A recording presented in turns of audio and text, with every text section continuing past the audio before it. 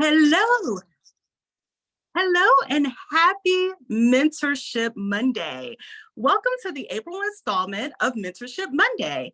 I am Jacinta Smith, president of the UGA Black Alumni Leadership Council.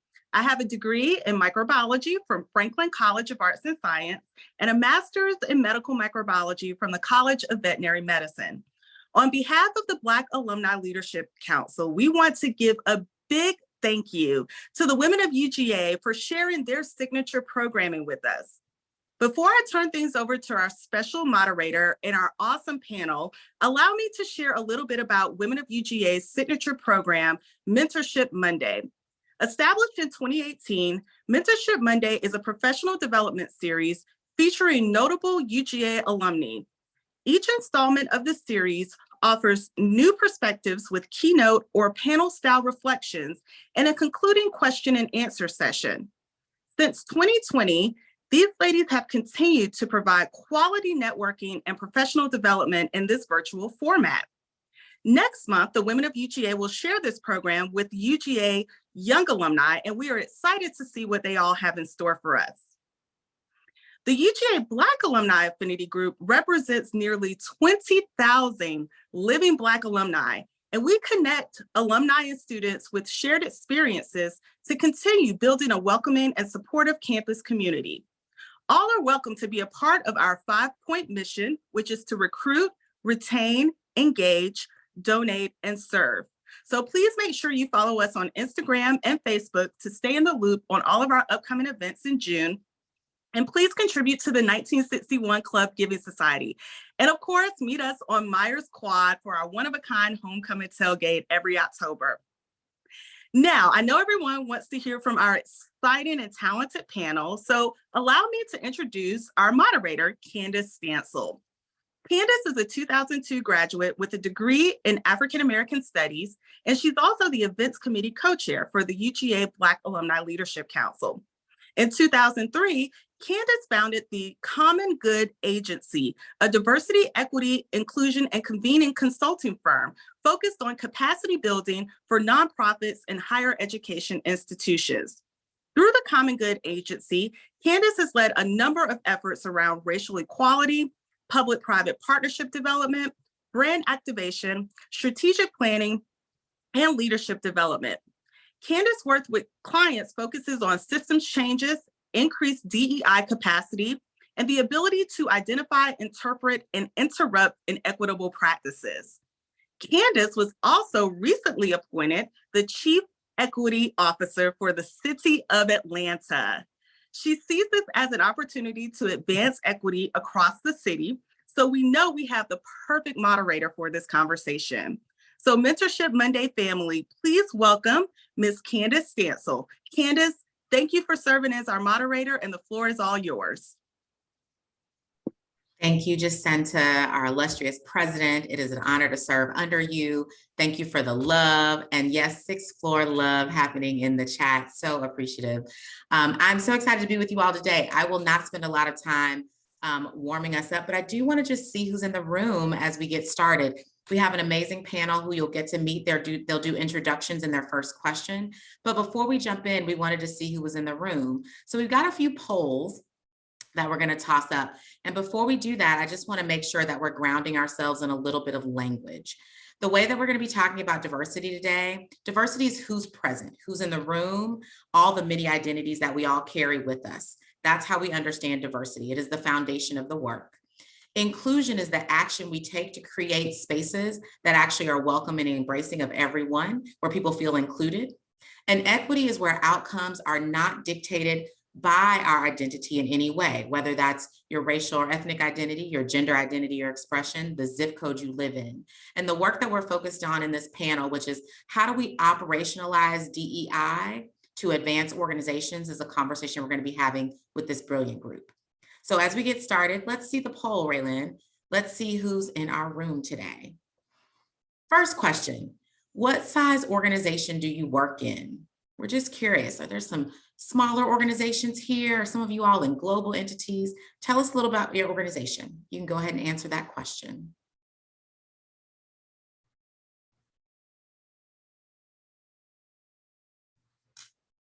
And we've still got a couple answers. They're trickling right on in.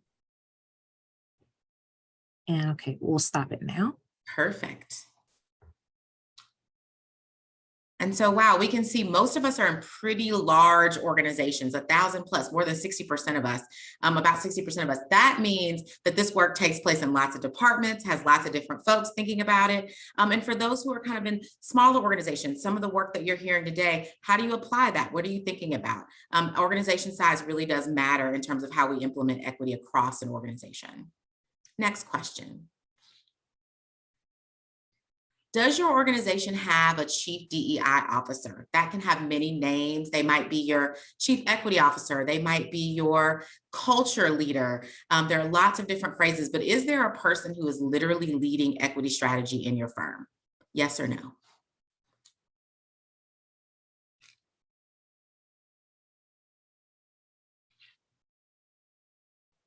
We still got some responses coming in. And stop there. Wow. So about 2/3 of us feeling really supported and clear about who the person leading the equity strategy is. And then we've got some organizations who are thinking about it, right? Considering kind of what might be their next move. And we think this conversation will be really helpful for you in that way. And our final question is about how are you involved in the work of DEI at your organization? Are you helping to advance it? Are you not yet, but really hoping to get involved? Where are you sitting when you think about this work for yourself?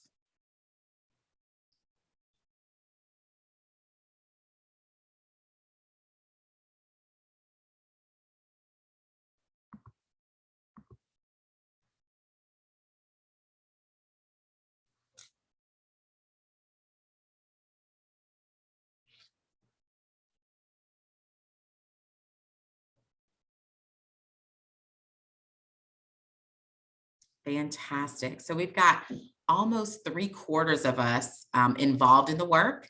We've got a few folks thinking about it, hoping to get involved, about 20%. And then some folks who are just, maybe thinking about what to do next, or maybe this isn't the lane they want to play in, but excited about the conversation and how they can help others who are. Thank you, Raylyn, for the support on the polls. I'm going to bring in our panel as Raylyn begins to spotlight them all. And the first question, and I'll be asking the panelists individually to answer this, is really, why is a focus on DEI in your industry or sector really important? Why does it matter for your organization? And while you're answering that question, I'm going to ask you to introduce yourself and where you work as well. And maybe I will start with Nicole. Good afternoon, everyone. Nicole Ingram, Director of Programs and Special Initiatives in the Office of Diversity, Equity, and Inclusion at Emory University. Happy to be here today. Also serve on Women of UGA, and I am the events co-chair for Women of UGA. When I think about this question, Candace, I think that it's important to understand that with JEDI work, everything that we do creates a sense of belonging. It creates opportunity for community. Specifically, as I think about programming in these areas, we call programming our living room. It gives us an opportunity to really get a pulse of the culture and the climate on campus, and create additional opportunities to address areas where people don't feel seen, where people feel like they're not included, to hear where people are thinking that things are not equitable. How can we address pay equity? How can we address equity across what work from home looks like? And what it looks like to have, while we may not be able to be equitable in that work from home environment, for example, because we have people who have to be on campus to do their job. But how do we fix that? How do we create other opportunities? So I think it's important that this work is present as we consider the equity of all things, the sense of belonging, creating community, which ultimately leads to, the morale of the organization. And we can't have good morale without good sense of community, without good sense of belonging. And I guess to sum that up, that would be my answer. Thank you, Nicole. You mentioned so much there, the morale piece, right, which leads to better impact for our missions. Like, what are we looking to accomplish so people are in it? And then I think the other piece is, you named that it's actually very current, right? Like new issues arise and we have to apply the equity lens to it. And we may not always know what that's going to look like as we're actually evolving our work. I'm going to bring in the rest of the panel, and I'm going to go to Vivian next with that same question. Vivian, why is it critical that organizations do the work of DEI? Why does it matter?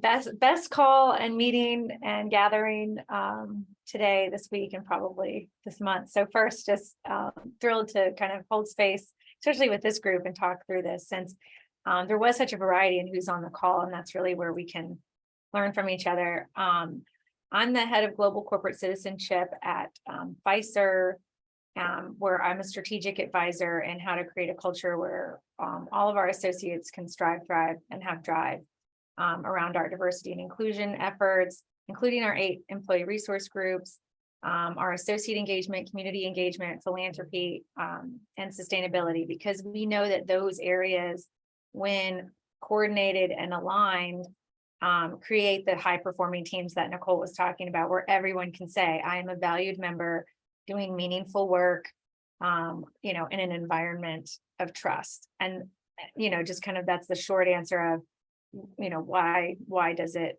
matter that we're doing DEI work? Because it's getting to the inclusion part. When I served in the military, diversity is a fact. It is a fact. What the decision-making points and the pivot is choosing inclusion so that we can have belonging, because belonging is where you get innovation and creativity and vulnerability. We didn't ask what industries or public-private, ventures people are in, but ultimately any of those organizations needs to have high-performing teams to be competitive, to keep ahead of the game, and to recruit and retain and promote and engage talent. So, it's important because it's a peer differentiator. It's not just what you do, but increasingly it's how you do it.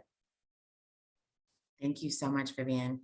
I'm going to go to Doretta next, and she's going to introduce herself and also answer, why this work matters, and even specifically in your industry, if you want to tie it there, Doretta. Absolutely. So glad to be here with you all. Doretta Rhodes. I am the Chief Culture Officer for the Atlanta Braves. And let me talk a little bit about what that means, because a lot of times we're like, what is that? So I have the remit of human resources, which we call people capital, have community affairs, the Atlanta Braves Foundation, and corporate communications to include PR. And so when we talk about culture within our organization, it's the thread between our staff and our fans. And it's very interesting because I love what everyone has already said. It's about feeling like you're a part of something. The biggest part for me when I think about DEI and have had the opportunity to work in different roles, it's about feeling welcomed. Like, it's about when I show up every day as myself, am I welcomed in the environment that I'm a part of? And is that happening for everyone that experiences the Atlanta Braves? Not only from a staff perspective, but when you walk into our ballpark, or if you walk into the Battery, are you feeling welcomed with who you are and how you are, and just being in the environment of what culture should feel like? And so the biggest reason why our focus, and even myself personally, is that you want individuals to feel like, I want to be here. And you want them to, and that sounds, I will say, very squishy at times. There's a way for you to quantify it, but I do think it's important about the fact that I feel welcomed and I feel like I belong in the environment that I'm a part of. And DEI to me encompasses all of that, because you get to bring, whether you want to or not, your whole entire self to work, and ensuring that you are welcomed and yet that you feel belonged when you come into the environment. Thank you, Doretta. I think Vivian's point around how organizations become more high performing because they've got good talent in the space. You're talking about the belonging piece. You also brought in the data conversation, right? That we can measure this. This is not this like ethereal thing we think about, but there's ways to actually do this well and to say we can evaluate our progress over time. Really appreciate that. I'm going to come to Ashley next. And then Eugenia, you'll close us out, and I'll in just a bit. But Ashley, love to hear why you think this work is so critical for organizations to be thinking about, and particularly the work that you do. Sure. Hi, everyone. Ashley Smith. I'm an attorney by trade, and I now serve as the CEO of the Minority Outdoor Alliance. At the Minority Outdoor Alliance, our mission is to cultivate inclusivity for a healthier outside, meaning that the pillars of our mission statement are inclusion and conservation. I think it's very easy to think about the life that we've created through technology and cars and concrete all the time. With the modernization of society, we exist in these bubbles, but we forget that what supports human life is the natural world. If we don't have clean water, we don't survive. If we don't have clean air, we don't survive.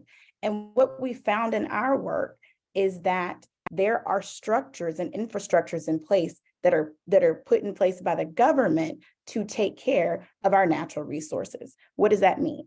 That means that all hands and hearts need to be involved in taking care of our natural resources. We believe that conservation is the most important issue of our time. If we don't conserve our natural world, the human race does not continue to exist and to thrive. So it's important to us to have as many hearts and hands involved. And in law school, we talked a lot about environmental justice. Well, as we know, history tells us that there were intentional decisions made that kept the environment not working well for certain groups of people. But a lot of times through our work, we understand that there's unconscious decisions that happen. People just don't have the forethought, the foresight, the experience, or the hand in the culture to understand, well, how does that decision about water affect a community that does not look like me? So we serve that inclusion and conservation mission in a number of ways, but it's important not only in our individual sectors, but I believe it's important for where we are in our history as a nation. It is time for us to release the divisive energy of our past. And I think it's absolutely brilliant. I tell people all the time that the journey is the manifestation. The fact that we're having these conversations at work, the fact that we have ERGs, the fact that we're having this panel tells me that we are moving forward, because 20 years ago, we would have absolutely positively not been having these conversations at work. So I'm so excited to continue to be on this panel with you guys and talk about some great things. Thank you. Thank you, Ashley, so much, and bringing in that specific piece around all of our work needing to support the conservation space and how our environment operates makes so much sense. I'm going to go to Eugenia next, who I just will acknowledge as she's going to introduce herself, is the inaugural UGA Footsteps winner, which is an award that actually honors the legacy of Charlene Hunter Galt and Hamilton Holmes, who were the first two African-American students to be admitted to the University of Georgia. And so, Eugenia, we're super excited to have you with us and would love for you to share why this work matters in your organization. Thank you. Thank you, first of all, for acknowledging that. It was probably one of the highest honors in my career, honestly. So thank you, because it's UGA and it's my UGA. So thank you very, very much. I am the Chief Diversity, Equity, Inclusion Officer for the WNET Group, which is the largest PBS bouquet of stations on the PBS universe. It's based in New York City. I'm working from home in Atlanta, but it has been a wonderful opportunity for the last 3 years to watch, to grow, to develop, to nurture DEI space in a formalized setting. So the bottom line is DEI is just good work policy, right? Like it adds to the company's bottom line, it adds to well-being and all of that. But even though I work in a nonprofit space, we still have to, and all these organizations, still look to their bottom line. So that's number one. And it's also really, really, really important to have as many of your staff engaged and contributing to the culture so that they do, in fact, feel like they belong. The staff also has to feel like they are being contributed to. And when people feel aggrieved, they have to know that they have a recourse beyond the traditional HR services. Race grievances are a little bit different than some perhaps other grievances related to, of course, progression, succession, all those kinds of things. But employees have to feel like their workspace is a safe space. One of the things that we've had to do, happily, by the way, is create an institute, what we call Making Space for Healing. We had to actually have these conversations in real time. We had to deal with our pain points. They were blowing up all over the headlines. And so we had to figure out a way, and I think companies do. I really, really, really do think that you're not going to make a whole lot of progress if you don't acknowledge a whole lot of pain that perhaps is already there. So healing has been and continues to be a big, big part of our DEI work. Even though we can't solve the world's problems, we certainly must solve our own. I appreciate you bringing in the restorative piece, Eugenia, as a foundational practice of this work. I'm going to actually do something with our panelists and combine two questions, and I think you can answer them because I think they go really well together. I'm curious about what's changing in the field as this work progresses, and what are the markers you can look for in organizations that are doing it well, right? So as it's shifting, because I think it's a constantly evolving field for many of us, right? What was good 2 years ago is no longer the same, right? So as it's evolving, what are we learning and seeing? And what are the markers that you can look for in organizations that are doing this well or advancing their work? I'm going to go to Doretta first. Sure. You know, in my field, it's very visual. So you can see it every day, all day long. So if I talk about, let's talk about female broadcasters. 5 years ago, you didn't see what you see today. And I think that when you start thinking about markers, and metrics are very important. So when we start talking about the numbers, first of all, of women that graduate with degrees more than men, not being disparaging, it's just a fact, it's 50% more women graduate. And then when you start looking at the numbers of how that correlates with them in leadership or in C-suite, it was very discouraging, I would say 5 years ago, and maybe even 10 years ago. And so when you think about that and you talk about markers, you're seeing a remarkable shift. And sports is a really great example. Like you see that visibly when you are watching any type of sports show. I can easily say to you, and we just did a panel on International Women's Day of all of the major women broadcasters just in the city of Atlanta that are actually broadcasting for the Braves, for the Falcons, for all of those sports. You didn't have that 5 years ago. And I can easily say you probably didn't have that 3 years ago. And so when you begin to see the entree, guess what? Women and little girls are seeing themselves in these situations. They now, if you are a woman or you're a little girl that loves sports and you now can see yourself as a broadcaster, you can see yourself on the field, you can see yourself as a coach. You know, we have one of our first coaches for women in MLB. And so when you can, and owners. So when you can start seeing that, that makes a difference. The thing is that what we have to remember, because we can talk about the metrics and we can say that the number is slow, but the reality is that the number is shifting and it's not shifting in the wrong way. And as long as my perspective with all of us that are sitting on the panel and all of the women that are here with us today, the reality is that if we can keep on the pedal around the things that we need to do, having awareness, bringing things forward, making sure that we that are in positions are bringing other women along, that is what's going to make the difference in what it is. But you definitely can see it, and I can speak to it specifically in sports and then other fields that are out there as well. Great example, the visual, the data, and then just what we know and see and how that's inspiring for us. I really appreciate that. Eugenia, I'm going to come to you. What do you think is changing in our field, and what are some of the markers of organizations that are doing it well? So I'm going to speak on behalf of the media, which is a huge thing and very, very bold of me to try to do this. But I'm going to say that the urgency is coming from our younger employees. You know, it used to be that the change, pressers were coming from older employees saying, we got to change this. But what's thrilling, frankly, is to see Gen Z and younger millennials who are demanding that the workplace be different from what even the ones that they came into, right? So they're demanding that the companies be able to provide things and changes that they haven't in the past. They're demanding demographic changes. They're demanding to be equitable in decision making and equitable pay and salary transparencies. And so media companies are having to stretch, right? Because they've kind of operated in this sort of black box management or shrouds of, we know what's best for you and therefore we will make these decisions. And they're like saying, no, I don't think so.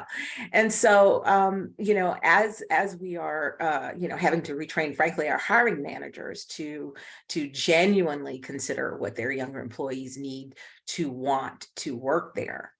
We're adjusting to that. We're seeing the technology, we're seeing AI, we're always going to need human beings, of course, but we have to listen. We have to listen and we have to change. one of the things, I'll give an example that we did it at WNET Group, was we began posting our salary ranges for our jobs just in the fall of 2022. Yes, it was recently mandated by New York State, but it was something that we've been considering for a while. And it has really changed the way we recruit. It has changed the way that we make information available, and it's changed the way, frankly, in which we have had to manage. So we've had to pull that into place. One final piece is that, you know, we also have changed in the DEI space how we work with HR. Now, some companies sort of merge HR and DEI. We did not. We specifically did. I don't have an HR background. I'm a journalist. I'm a TV producer. You know, I come into that space by training and by experience, but what we noticed is that things that matter in the DEI space often bleed into the HR space, you know, equity, again, you know, pay justice, bringing in hybrid and remote workspace, because our Black employees, our female employees feel like they can not deal with microaggressions in the workspace if they're working from home. And we're finding out, for example, that productivity is up somewhere of 70 to 80% of our employees. So, you know, that's a huge flex in the DEI space that says, you know, we were able to accomplish this, we were able to see this, and now look at our bottom line, look at what we have here. So appreciate that, Eugenia. You brought in so much there. Pay transparency and policy that's legislating how we're going to do equity work is happening in states and at the federal level. Partnership inside the firm, right? DEI leaders don't always own all the work, but we are responsible for helping our partners in the work think about where they actually show their equity progress. And then I love this piece around kind of how employees and the changing needs of employees, or the changing demands, as you said, of employees, are really forcing organizations to show up differently, to think about, if you want to be the employer that has the best talent, are you the one that people really want to stay with and work with? So really appreciate all of that. I'm going to go to Vivian and ask her what's happening, you know, what's changing in the field of DEI, and what are some of the markers of organizations, again, that are advancing it well? Thanks, because I definitely want to pull the thread on, I think what Ashley mentioned about just having conversations that we wouldn't have been having 3 years ago.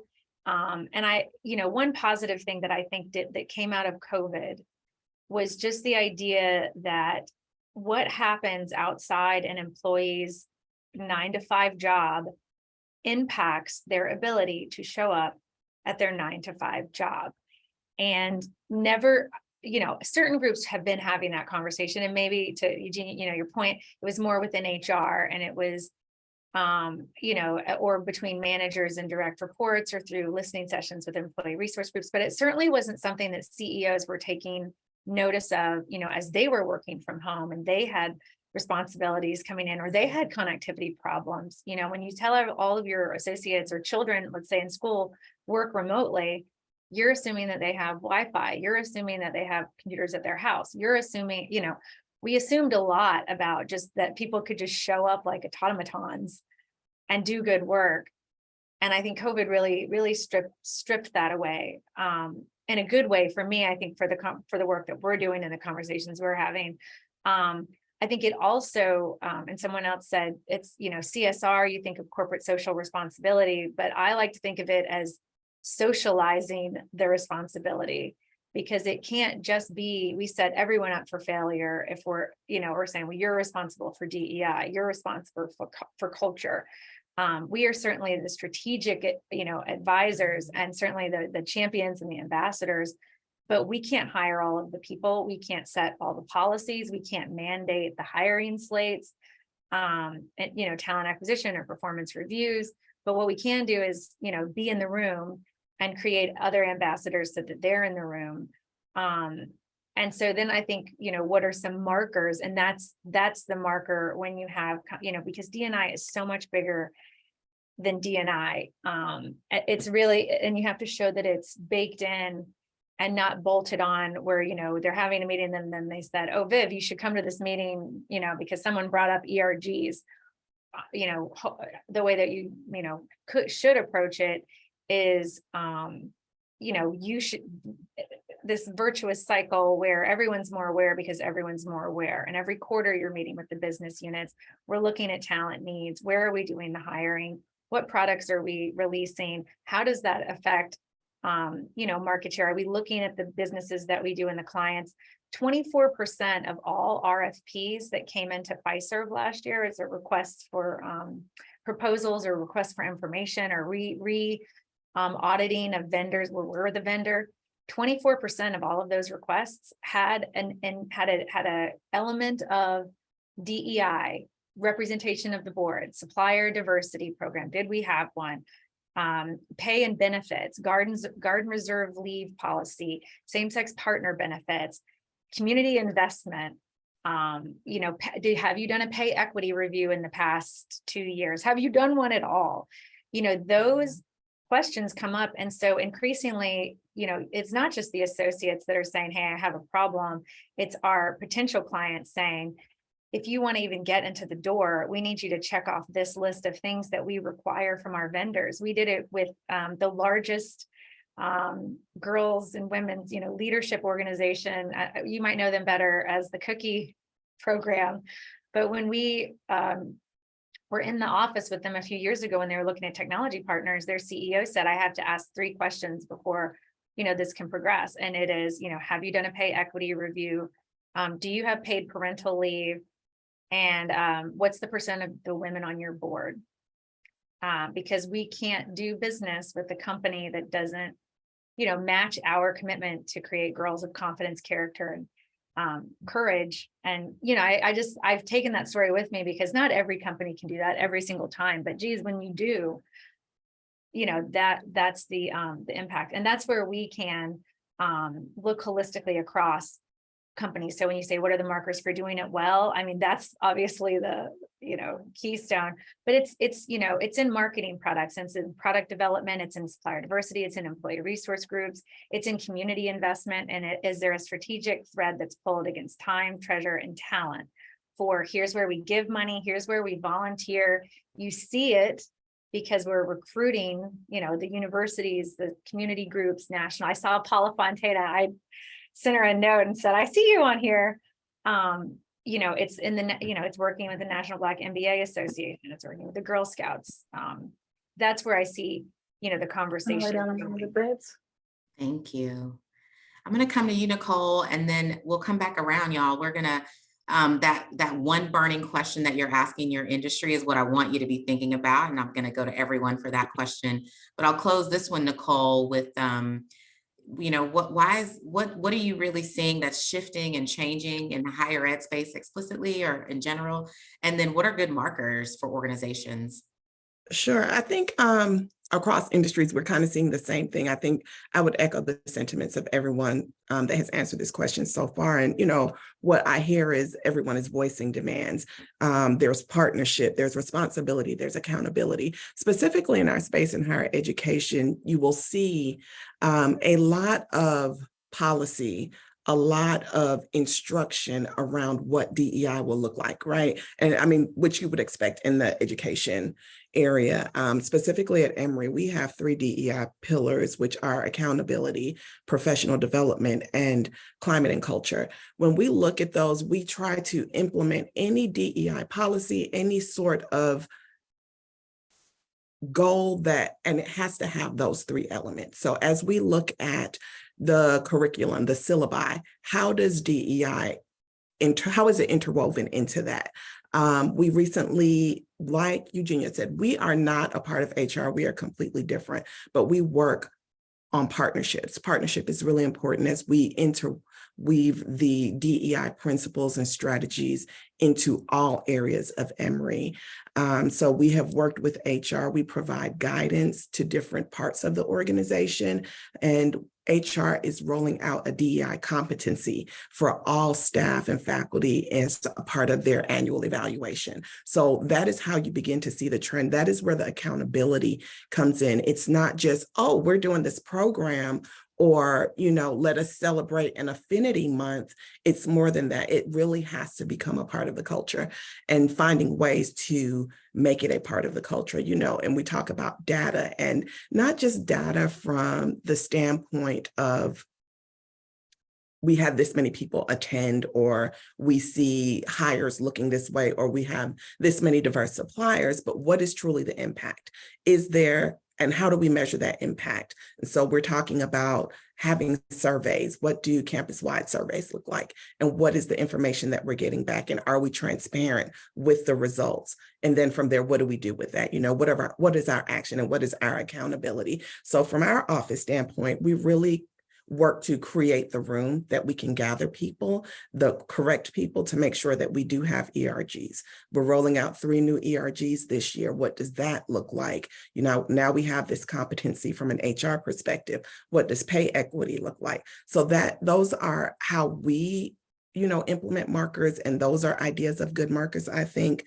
But Candace, one thing I want to talk about that I know we didn't get to is one trend that we're seeing.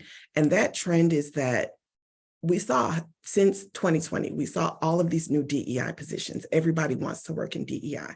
But here we are, 2023, and what's really happening is these DEI positions are disappearing. These departments are gone. And we have to continue to hold companies accountable. This is, you know, we had moments of reflection, moments of action or reaction in 2020, but what are we really doing now to make sure that DEI work continues? And we have to continue to demand that this work is being done. It's not just a fly-by-night or a reaction to something that has happened in the nation. We just have to work harder to demand that this work continues for the betterment of our nation. Thank you, Nicole, for bringing that in. I'm sure we'll get into a conversation. I got a chat asking about how we're seeing legislation toward kind of the no woke world, and how do we think about pushbacks, right, against kind of more inclusive and expansive and equitable spaces. So we'll get into that as we get ready to close. I love your push on impact. I talk about the activation trinity, right? Like, you need to understand it with your head, you need to feel it with your heart, but then you need to act with your hands. A lot of like talking is great, but like, how do you know that you move the needle? So really, really appreciate that in this conversation too. I'm going to go around and folks are going to tell us like, what's a question you're wrestling around equity, right? I think I'm going to go to Doretta first, and this is not her question, but because she's in the sports world, one of the things I'm looking at is the legislation that's coming out around sports and trans folks. Like, what are we going to do? How are we thinking about that? So that's a question I have. That's what I'm curious about. What's just a question? You don't have to have the answer, because I don't know that any of us have the answer for these. But we're wrestling big ideas in our organizations, right? The city of Atlanta has particular perspectives that we're going to move the needle on, right? What are you doing in your org, and what's something you think about and you're curious about? Doretta will come to you, then Ashley will go to you, then Eugenia, Nicole, Vivian, and I'll call that back out. But I want to build on something that Nicole talked about, and I think it's that you don't want DEI to be diminished in terms of what is happening in businesses. And I think the biggest thing that I wrestle with is sustainability. So what are we doing to ensure that we have sustainability in the programs that we're building?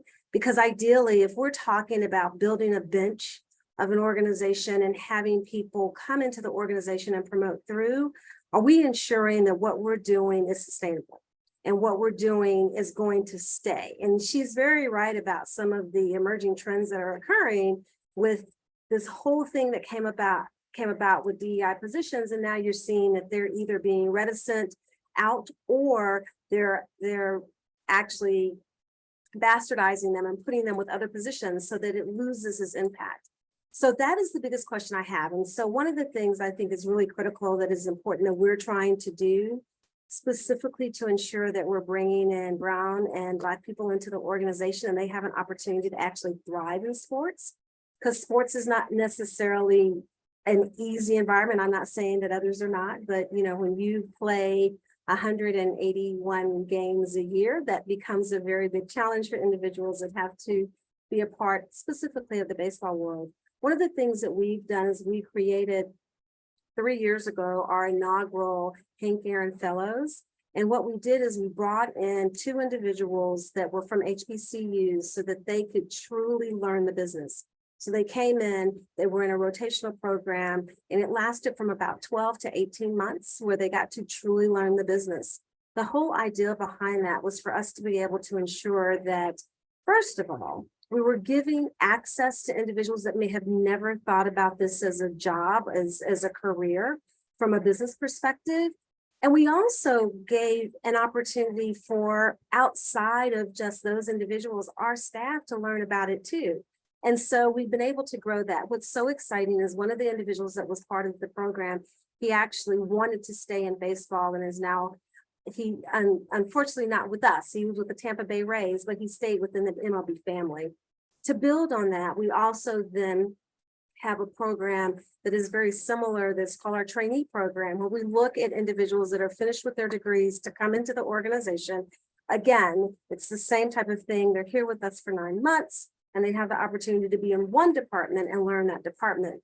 I will tell you what we have found. If I look across our leadership, that 60% of our leaders work through the training program. So when you start talking about sustainability, you start talking about the fact that you want to bring programs in that aren't just a program and you're not checking a box off, that you actually are building a way in which you're building the organization and you're building diversity within it and inclusion, it makes a huge difference. But that's what keeps me up probably at night the most, is what are we doing to make sure that we're sustaining the things that are critical to have an environment that is both leveraging diversity, equity, and inclusion within not only our staff, our leaders, but also outside in the community as well.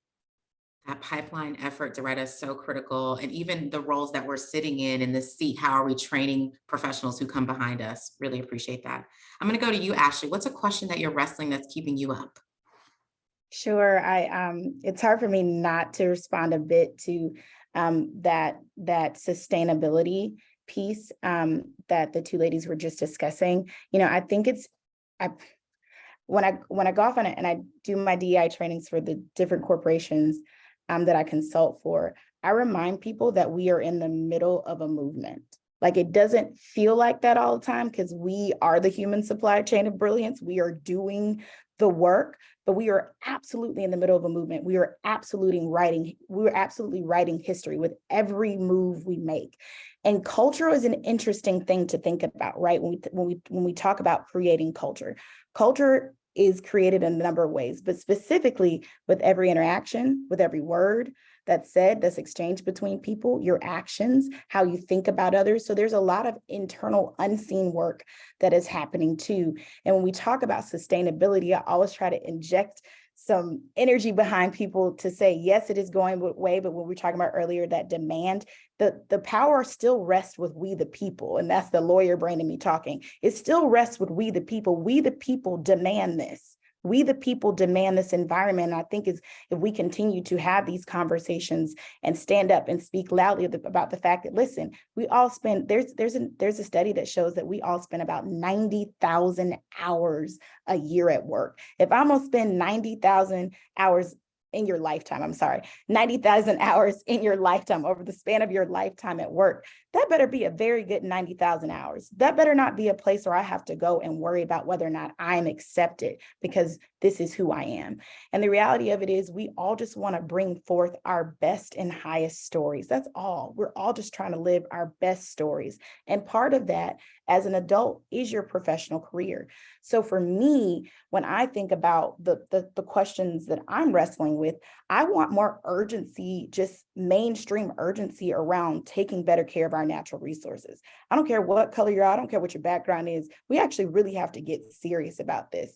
And people don't get serious about it until there's a Flint or another emergency.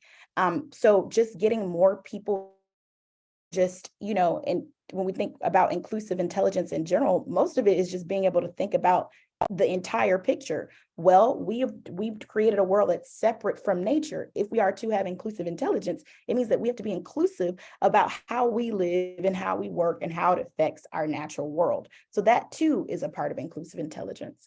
So, I stand on the fact that the world is changing. I tell people all the time, the definition of leadership is changing. A competent leader is culturally competent. You can't lead people if you are not emotionally intelligent. You cannot be a professional if you cannot lead and talk to everyone, if you cannot serve all of your constituents. Because I think we're talking about 2020 earlier. 2020 was absolutely a catalytic event. It put everybody on the same plane so that we can see we're all human beings. We're all human beings. Your dog's running across the screen. My child is screaming in the background. We're all human beings. And so the questions I wrestle with the big, like, macro questions of, do we have the energy to continue to push this chapter of American history forward? Can we keep our heads down and not grow weary in well-doing? Can we realize, I don't care if you change it, this still has to be done because we, the people, demand this culture. Thank you so much, Ashley. Appreciate that. Eugenia, I'm going to come to you. What's the question that's keeping you up in the midst? Well, I'm going to have to absolutely agree with the sustainability piece, right? We're already seeing backlash, right? Like, you go on any website where you're talking about DEI and read the comments. I mean, some of them are just vile and disgusting. The other ones, the less offensive ones, are dismissive and cruel. And I know we already know that that's seeping into the political landscape. It's seeping into the social waters, but it doesn't keep me up. It doesn't keep me up because what I do wrestle with is maintaining, just creating and maintaining our managers and our mentees. It's bringing somebody in, who has that same passion, bringing somebody in who is willing to do that work. It's retraining our managers. This is tactical, but it's expensive, right? It's expensive to bring in. I work for a company that's about 500, a little under 500 people. We have a lot of middle managers. We have a lot of managers. We have a lot of senior directors. And it is a very hefty and a very expensive undertaking, but we are allocating the resources to do it, because if we don't, this is how it goes away. If we don't, we don't have retrained professionals and it goes away. So, you have people who care, but perhaps they just are not trained. And so for me, it is imperative that if I do nothing else in this job, it's to bring in the next team of people who will carry it forward with the same kind of passion and skill set and integrity that we've tried to establish. Thank you so much for that. Nicole, I'm going to go to you, and Vivian will close with you on this question. What's the one question or the thing you're wrestling in this industry? Oh, wow.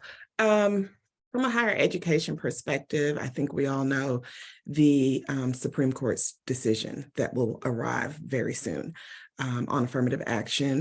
That is definitely one that we're just watching. I won't say that we wrestle with it, but I will say it will definitely determine how we do the work that we do. From an admissions standpoint, luckily working at a private school, things are a little different. And then also closely watching Florida and everything that is happening there, watching how people, how organizations, how schools are reacting, how they are reinventing themselves where possible, and knowing that there is a possibility that Georgia may follow a lot of the decisions, a lot of the erasures that are happening, and how we become innovative, how we become nimble enough to move forward. Lucky enough to really work at an organization where our leaders believe in DEI work and understand the importance of the work that we're doing. But I know that doesn't exist for everyone. And I think about my counterparts at other institutions and how they will manage what will happen in that space. So I would say from a higher education perspective, those are the 2 points that are pivotal for us right now. Yeah, the scale and impact of policy on our choice making and the environments we work in feels really critical right now. I'm going to go to Vivian. I see her nodding, and she'll get the last word on this question around, what are you thinking about and maybe not staying up, as folks are saying, but wrestling or considering. But I mean, that it plays into that, what happens outside of a work hour impacts our ability to come to work and go to school, and innovate. And so it really drives that home, which, like, to me, the thing that, I do wrestle with is, it's gonna steal a movie title that just came up because I loved it. It was like Everything Everywhere All at Once. Because I say all the time to my team, like it's a sprint and it's a marathon. And it can be overwhelming because when you know more, you can do better, Toni Morrison, but when you know more, it's a huge responsibility. I feel a huge amount of responsibility commensurate with the level of opportunity I have been given to then expand opportunity. But then you see, but within your sphere, when to use it, when to use those chips to, do I get forth this policy or do I, defend against this? And I even putting my hands like this, like, where are we today? Or like, where are we today? Because it can cause burnout. And so, I think about it and, we're the difference in a lot of times between helplessness and hopefulness. And again, that's a huge, it can cause burnout. I think about all the time when I meet younger people and they're like, what, I think about drawing energy from people whose energy you reflect. You see something, don't lose that contact. Say, reach into the private messages even here today and say, hey, I heard what you said. I really liked that. Here's my email, or let's LinkedIn, or can I come to, are you hosting events that I can be part of or learn more? Is there like a listserv that you're on? So that you get the benefit of that light. And then how I internalize that myself is advice that I was given, which is think big, act small, move quick.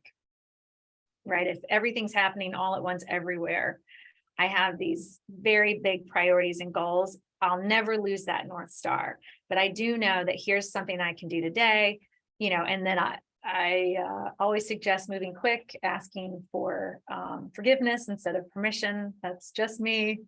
That's my personal advice. And then so you can focus on that network of women and allies, that will sustain you. They will speak your name in rooms that you're not in so that you don't always have to be on, or you can kind of let them carry you for a little bit. You can share their programming. You can carry them or give them the pep talk when they're feeling really down, because a lot of time, we get told to not know a lot, whether it's from budgetary prioritization, support, everything. And how do you maintain that? How do you sustain a program within that? When a lot of times, you might be the first on the cutting board when it turns to like, where are we spending money and how to avoid, and then strategize on how to avoid that. So it's just, sharing the, joining that coalition of the willing, that is your own personal coalition of the willing, I think is a lot. I think about that a lot because I think that backstops a lot of the burnout that comes from doing this work that can be a lot of like carrying a rock up a hill through hurdles in the rain, simultaneously in the snow while you're on fire. Thank you so much. Thank you. I just want to appreciate this amazing group of folks who we were able to hear just a smidge of what they're thinking about, what's possible. I'm going to ask them to consider dropping in the chat maybe one note for an employee or a person who's like, what can I do inside of my organization? We're at time. So I'm going to turn it over to Chantel Cargill, who's going to close us out before the conversation. So this group, these 5 panelists are going to be available to meet with you in small groups. And Raylyn will explain all of that and make sure you know where to go. But I just want to appreciate everyone and say, again, if you have a piece of advice, panelists, for folks inside their orgs, what are things they can be doing? 1 or 2 things, feel free to drop it in the chat. And then you also should bring your questions to the conversation in the small groups as well. Deep appreciation, Chantel, I'll turn it over to you. Thank you so much, Candace, and good afternoon, everyone. My name is Chantel Cargill, and I am the Mentorship Mondays chair. What a session, what a session. Thank you so much to our phenomenal panelists and moderator for sharing such powerful wisdom, insight, and advice as it relates to the outstanding D&I work that you all are doing in your workplaces and in the world. Thank you again to the Black Alumni Leadership Council for spearheading today's Mentorship Mondays takeover and your unwavering support for Women of UGA. We love you, we love you, we love you. On behalf of the Women of UGA Leadership Council, thank you to everyone for attending today's session. Please be sure to mark your calendars to join us for May 15th Mentorship Monday Takeover, which will be taken over by the Young Alumni Leadership Council. So you don't want to miss out on that. And I want to take a moment to thank our Mentorship Monday committee and council for supporting today's event as well. Thank you so much. So thank you to everyone who supported our Endowed Women of UGA's Scholarship Fund. Thanks to supporters like you, our Endowed Scholarship Fund continues to grow. If you haven't already, there are a couple of months left this fiscal year to join us as we increase our giving to impact outstanding scholars and help break down financial barriers to quality education. A special shout out and kudos to everyone who supported the fund during Dog Day of Giving on March 30th. A rough estimate from the day is showing over $5,000. So thank you for your support. Stay connected with everything UGA by visiting the calendar on the alumni website, as there are some great events coming up, like our Young Alumni Punt City Rooftop Takeover on April 23rd, and that's facilitated by Young Alumni Leadership Council. Super fun. So all of the young at heart, and families are welcome to join. So super excited about that. Looking forward to that. And our last pro tip, please make sure to follow the UGA Alumni Association, UGA Black Alumni, and Women of UGA on social media, on Instagram, Facebook, and LinkedIn for any updates on any upcoming events that we have going on. At this time, we will give those who need to depart a few moments to do so before we open up the breakout rooms. Everyone will be able to select a room to enjoy a discussion on your biggest takeaways, share personal advice you have, even try some of those tips that we learned today on each other until 1:30 p.m. So again, on behalf of the Women of UGA and the Mentorship Mondays committee, thank you so much for attending. And of course, as always, go Dogs.